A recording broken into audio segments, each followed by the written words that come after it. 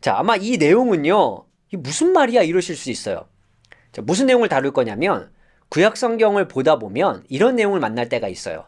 아버지의 집이라는 표현이 가끔 등장할 때가 있고요. 어머니의 집이라고 아주 소수의 본문에서 등장할 때가 있어요. 근데 일반적으로 우리에게 알려져 있는 아니면 일반적으로 성경에서 표현하고 있는 건 아버지의 집이 좀 더 일반적인 표현이에요. 지금 이 룻기의 본문에서는요. 과부가 된 여인들의 이야기가 나오지 않습니까? 그런데 이 나오미가 두 며느리를 향해서 너희 집으로 돌아가라. 날 따라오지 말고 이렇게 명령하는 장면이 초반에 있어요. 근데 거기에서 과부가 된 여인들을 집으로 돌아가라고 할 때 우리가 편안하게 생각하는 표현은 너희들의 집으로 가. 이게 이제 편안한 표현일 텐데 이 구약 성경은 아마 이 당시에 살던 사람들에게는 너희 집으로 가. 이게 편안한 표현이 아니라 아버지의 집으로 돌아가라. 이게 아마 일반적인 표현이었던 것 같아요. 네, 그래서 이런 아버지의 집으로 돌아가라고 하는 표현이 굉장히 일반적이에요. 창세기나 레위기나 뭐 민수기 이제 이런 데 좀 등장하는데 자, 그런데 이상하게 오늘 이 나오미는요. 두 명의 며느리에게 어머니의 집으로 돌아가라 라고 이제 표현을 해요. 이게 아마 그동안 자세히 안 보셨던 분들에게는 그냥 지나가는 부분이었겠지만 성경을 자세히 보셨던 분들에게는 이런 상황에서는 아버지의 집으로 가라고 해야 되는데 왜 어머니의 집으로 가라고 하지? 라고 의문을 가질 수 있는 내용이에요. 그래서 오늘 이 내용을 한번 살펴보도록 하겠습니다. 자, 일단 본문은 이렇습니다. 나오미가 두 며느리에게 이르되 너희는 각기 너희 어머니의 집으로 돌아가라. 너희가 죽은 자들과 나를 선대한 것 같이 여호와께서 너희를 선대하시기를 원한다. 자, 이런 본문이 여기에 딱 있습니다. 자, 여기에 보니까 지금 여기 몇 가지 히브리어 단어를 제가 좀 써놨는데 이거 좀 우리가 짚고 넘어갈 필요가 있습니다. 자, 일단 여기 자, 이슈자와 관련된 단어이죠. 이슈자. 자, 이게 이제 원래 우리가 알고 있기로는 여자라는 뜻이에요. 이 단어가. 네, 그래서 남자라는 표현은 이쉬라는 표현이 있거든요. 그래서 아마 이거 우리 그 CCM에도 있기 때문에 이쉬가 이샤에게 이런 찬양이 있잖아요. 그래서 번역을 굳이 해본다면 남자가 여자에게 이제 이런 뜻이에요. 자, 그리고 여기 레베트 또는 레베이트 전치사가 있고요. 그 다음에 여긴 집이라는 뜻이에요. 베트 또는 베이트. 자, 그 다음에 임마흐예요. 임마흐. 요거.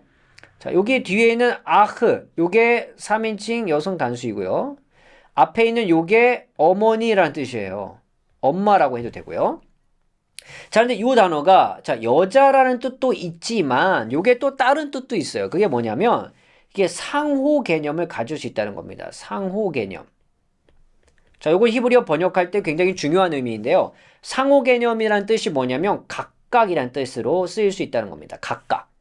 그래서 저 여자와 다르게 남자라고 쓰이는 이쉬, 자, 요 단어도 남자 이렇게 사용할 수도 있겠지만 특정 본문에서는 각각이라는 의미로 사용할 수도 있어요. 이거 이제 중요하게 기억해 주셔야 되고요. 왜냐하면 지금 여기 나오미가 두 며느리에게 말하고 있잖아요. 근데 지금 여기에 단수형을 썼기 때문에 여자 한 명을 표현할 수 없거든요. 그래서 각각 이런 의미로 여기 사용할 수 있고요.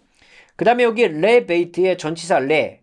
전치사 레는요, 원래 누구누구를 위하여 아니면 누구누구에게 속한 누구누구에게 뭐 이런 뜻이 굉장히 다양한데 그런 뜻과 더불어서 자, 여기는요, 분배의 개념이 또 사용됐어요. 분배의 개념. 자, 그래서 레베이트 임마흐 나머지 뒤 단어가 어떻게 되냐면 그녀의 어머니의 집으로 각각 약간 이런 뜻이에요. 번역을 하면. 그래서 좀 더 이거를 그냥 문맥에 맞게 그냥 직역을 한번 해보면 이게 각자 자기의 어머니의 집 이런 의미가 될 수 있다는 겁니다. 이게 각기 너희의 어머니의 집. 그래서 이렇게 표현이 된 거죠. 각기 너희의 어머니의 집으로. 그러니까 여기 지금 상호 개념과 분배적 개념이 다 잘 표현돼서 번역이 된 거예요. 각자 자기 어머니의 집, 각자 너희 어머니의 집 이제 이런 식인 거죠. 그래서 이걸 직역을 이런 형태를 모르고 직역하면 이게 그녀의 어머니의 집으로 여자는 막 이렇게 번역할 텐데 이게 상호 개념과 분배적 개념을 알아야 이제 이렇게 번역을 할 수가 있습니다. 그래서 지금 나오미는 이 두 며느리들에게 각각 너희 어머니 집으로 가라 이렇게 명령을 하는 거예요. 자, 근데 이게 이상하다는 거죠. 왜냐하면 아버지 집으로 가라고 해야 되는데. 자, 본문을 볼게요. 창세기 38장 11절 보면요. 유다가 그의 며느리 다말에게 이르되 수절하고 내 아버지 집에 있어라. 그랬더니 다말이 가서 그의 아버지 집에 있었습니다. 자, 이런 표현이 있다는 거죠. 자, 그래서 아버지의 집으로 가는 게 맞아요. 과거에 있었던 내용을 보면 과부 같은 경우에는요. 근데 지금 여기 어머니의 집이라는 게 좀 이상하다는 겁니다.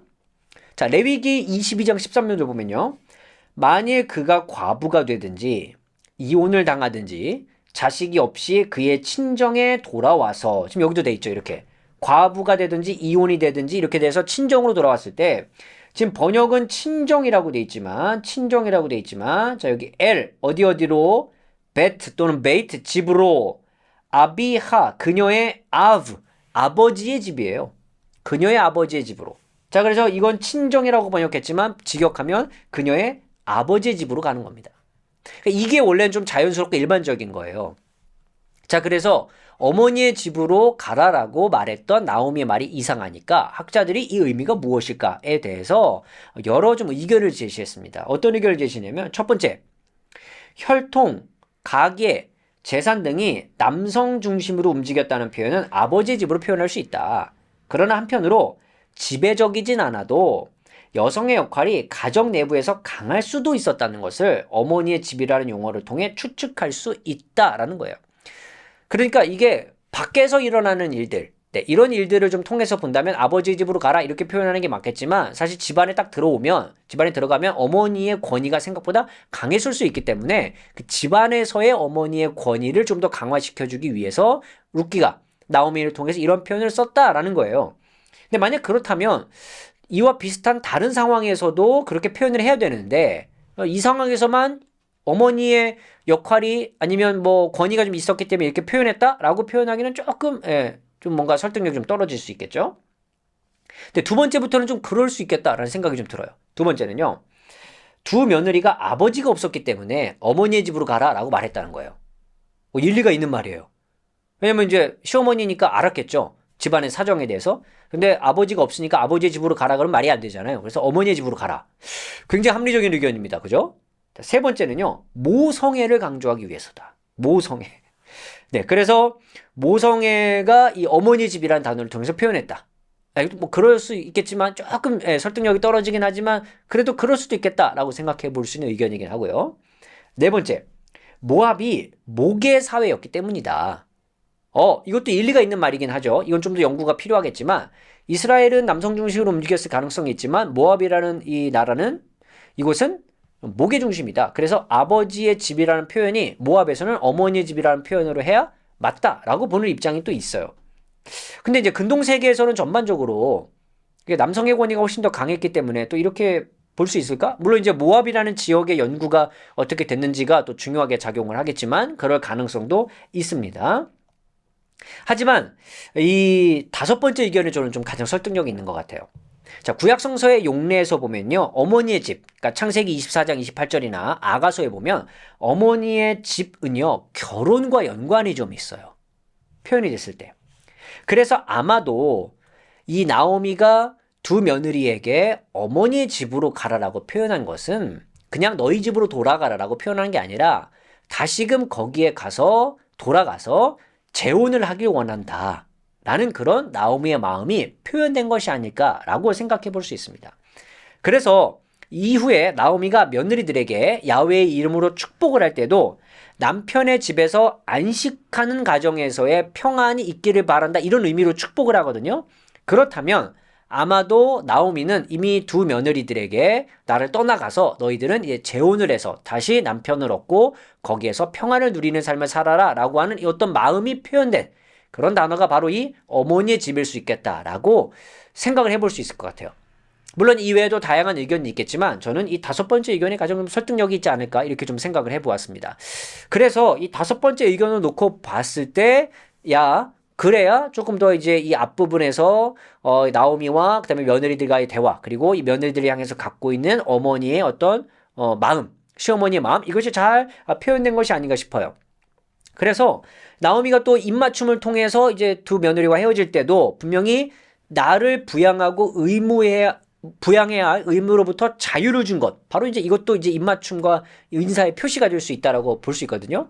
그렇기 때문에 당연히 좀 더 이제 돌아가서 재혼해라. 나를 부양해야 될 그런 의무를 너희들이 지지 말고 이런 맥락으로 쭉 읽어 나갈 수 있기 때문에 다섯 번째 이 재혼을 염두에 둔 나오미의 마음으로 읽는 것이 조금 더 아마 좋은 해석이 아닐까 저는 그렇게 좀 생각을 해보게 됩니다.